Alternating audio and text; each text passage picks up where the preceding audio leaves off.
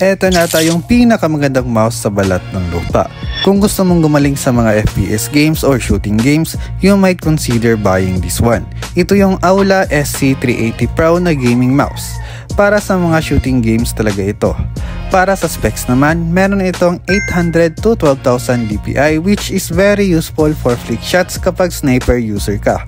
1,000 pulling rate naman para kada click mo ay responsive. 500 mAh battery para matagal malobat. Naka tri-mode connection, Bluetooth, wired, or dongle. Syempre, sinubukan ko siya gamitin sa laro. At for me, goods na goods talaga siya. Walang halong biro or panggagaslight. Kaya if gusto mo rin ng solid na mouse for shooting games, eto na yung pinakamagandang mouse sa balat ng lupa. Well, it's just a hook para tapusin mo talaga yung video na ito.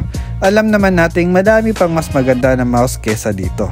Kaya if gusto mo ring mag-improve yung aim mo at pasok sa budget mo yung mouse, nasa yellow basket lang yan at follow me for more.